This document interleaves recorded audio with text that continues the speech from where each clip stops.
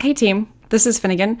I'm going to give you guys a walkthrough on checking levels in Audacity, whether or not to use playback, whether or not to wear one headphone or two headphones when recording things on Skype or other cases, and also talk a little bit about how to maybe change the acoustics of a space when you're having to record in something as big and lofty as this.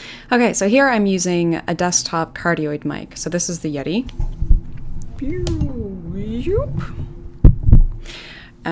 It's just a little bit off screen. Okay. And this is by the same company that does the Snowball. So a lot of you that are using the Snowball are using something similar. What I'm covering here is still relates to what you're doing when you're using headsets to some degree, particularly because this is about the software. Though there's some things that are more appropriate given, then there'll be some tricks that relate specifically to how to relate to a cardioid tabletop thingy. All right, so first off, let's just see how these levels are looking. So I'm just turn everything down from the beginning. So usually when I'm setting up something like to record any kind of audio, the first thing I check is whether the levels are good for whatever I'm recording in. So here I'm just going to test out, do a little recording track to see how things are going. So... well, that looks a little bit funny. Yeah. So now my microphone inputs are totally all the way down. And you can see in looking at the levels here that I'm ranging over this sort of area, which is relatively low, and the highest I'm getting is kind of around here. Now, when you're recording audio, what you want to do is use as much of the signal power as you can, which means that you want to be able to record, your peaks should be as high as possible without crossing the line to cause clipping.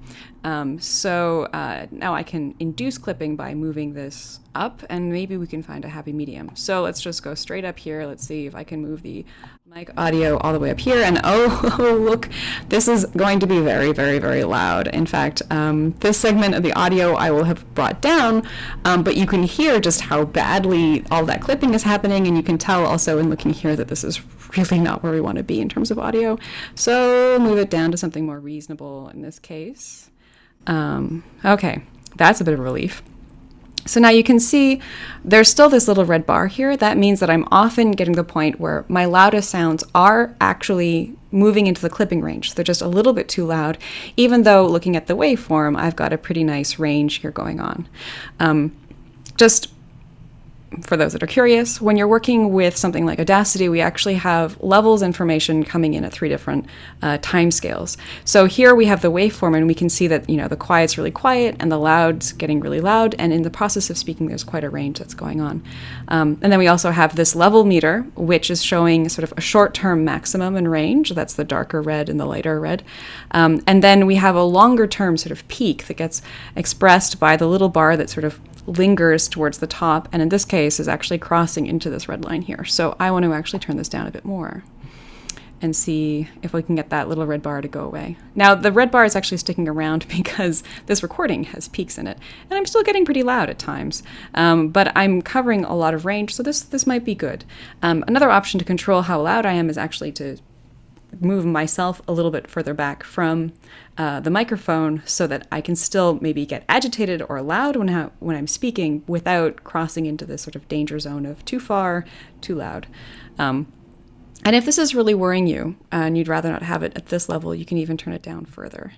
To maybe something around here. And again, it's still louder than it was before. At the beginning of the signal, you saw that it was really like flat and not, this part was really low. Here, I'll turn it all the way down again. So when I get all the way down, you can see my range is really compressed here.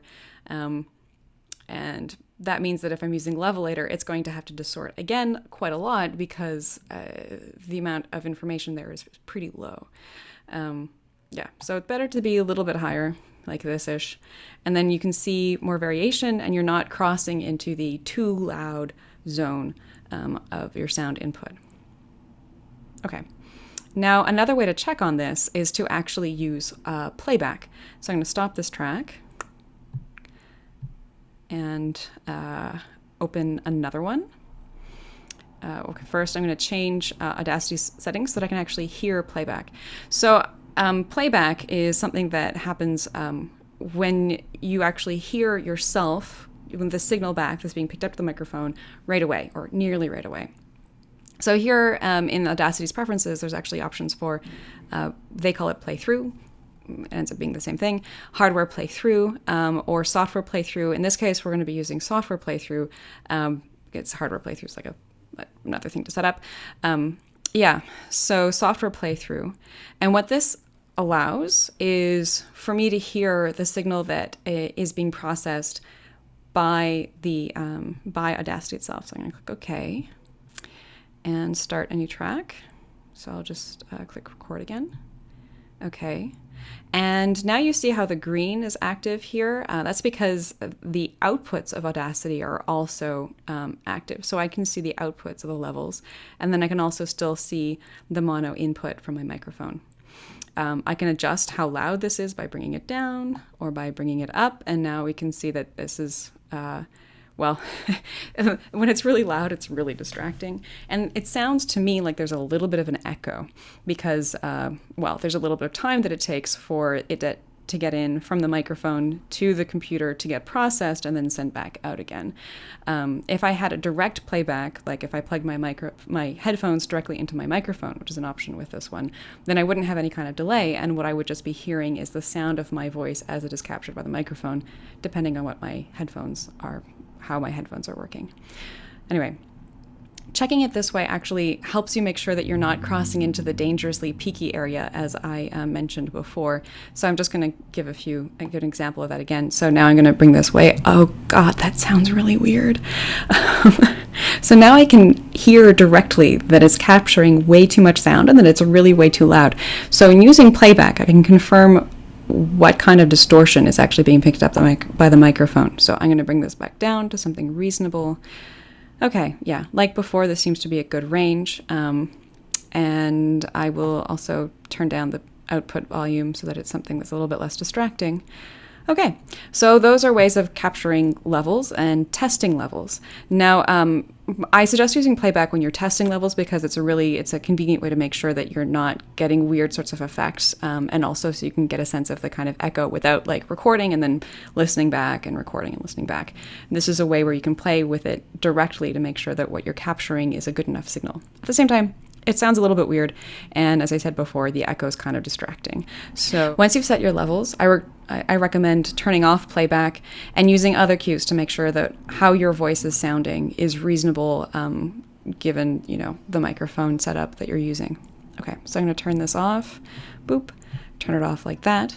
And now I can't hear myself anymore, and it's a little bit weird to go back and forth between these. Now I have to stop the track to turn off playback properly. So this is another thing to know. So now I go back to this, turn off, play through. Okay. All right. So now let's talk about one headphone or two headphones, whether or not you want your ears to be free. So to demonstrate this, I'm actually going to use, just play you an example of Martin Freeman doing this, going back and forth between one headphone or two, and give you an idea of why it's useful in certain cases. Now, I can tell when someone's banging to their music. Yeah. And you are. So let's start straight away with your first selection, the Pointer Sisters. Mm-hmm. And yes, we can. We'll talk about it after. I know we can make it work. I know we can make it if we try. Yes, we can. Okay, so now he's using one headphone. Gosh, you're my yes, we can. I know we can. If only you could play drums, eh, Martin? Oh, I can. I'm not bad, Trev. Really? I'm not bad. I can hit things in time. Is that why you love that tune so much? It is a savage intro, isn't it? Yeah. As far as rhythm sections go, that is amazing. Yeah, really strong. So, in this case, Martin Freeman is going between having both headphones over his ears to having one headphone over the ear, depending on what's going on. And this has to do with the kind of information that he's keeping track of in his acoustic space. So, when he's actually talking on air, he's using both headphones because in this case, which is a professional studio, he and his conversant can hear each other through headphones because everything's balanced well and the playback has no delay, and so they're just listening directly to what's being captured in the microphone. Also, both people on air are professionals who totally know how to handle the sound of their own voice and modulate the sound of their own voice in interacting with the microphone. Now, when we're talking in terms of our Skype conversations or that sort of thing, we don't actually have feedback. We don't have playback. So we don't know what's being captured by the microphone through our ears. We can see, if we're looking at Audacity and keeping track of the levels in the waveform, get an idea of, how loud we are, that kind of thing. But we don't actually have direct access to the sound of our voice. And so unfortunately, having two headphones in actually cuts down on the information that we have. So in the segment between, when he was listening to the music, he wouldn't have been able to converse properly because he wouldn't have been able to hear the person that was talking off air in studio with him. And so he had one ear free so that he could get that feedback from the acoustic environment. And so I recommend that when we're actually talking on Skype, we do the same so that we can hear ourselves properly. Now, when we're using Skype and recording conversations, we can't not use the headphones because otherwise we'd get feedback between our microphones and our speakers. So we have to choose a headphone setting that lets us hear ourselves sufficiently well without preventing us from being able to participate in the conversation.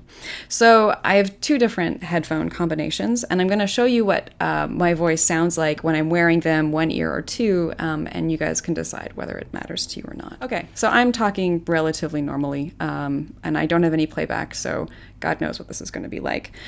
So now I'm going to put in both headphones. Now, this is the type of headphone that I was wearing during the recording of the first segment, and my voice sounds slightly muffled to me, and what often happens when I'm wearing headphones like this is I talk a little bit more quietly, a little bit more subdued, just because of the type of feedback that I'm getting in the process of getting the way the headphones are changing my auditory system. Now, if I take one earphone out, I'm starting to get reflections from the room, and I'm starting to hear myself more like I'm used to in normal daily conversation. And so my tone ends up being a little bit brighter, and my dynamic range is, maybe a little bit more expressive. Now, under some conditions, it is useful to wear headphones that are a little bit more intense. Sometimes, like when I was recording the Sorting Janine segment, I unfortunately was wearing these headphones, and they actually block out a lot more sound. So they're the type that have this sort of, spongy kind of end thing that acts like a earplug, which means that it cuts out a huge amount of the usual feedback we get to modulate our voices. And it also muffles our voices a lot. So wearing both of them, I always end up talking just much more loudly.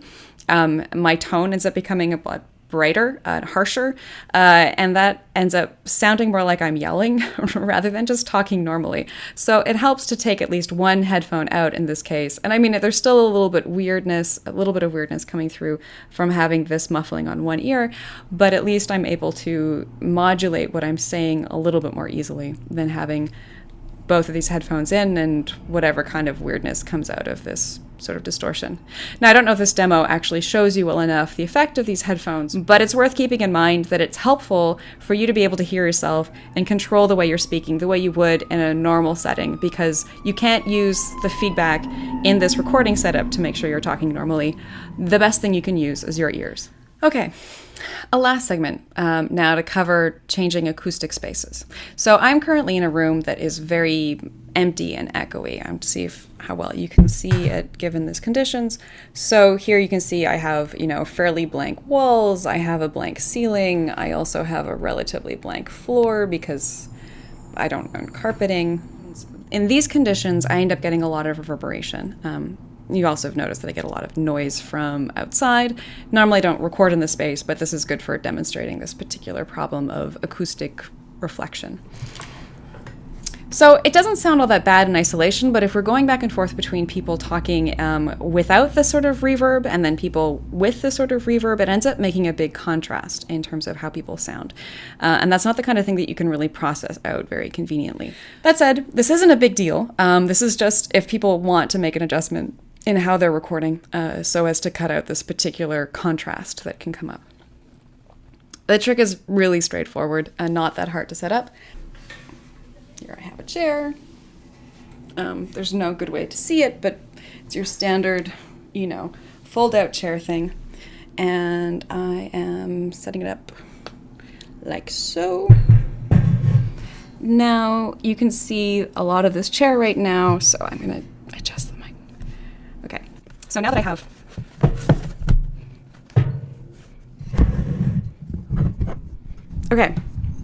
So now I'm under a chair, sort of, and I can use a blanket over this chair and me to cut down on the reflections that are coming in that are further away.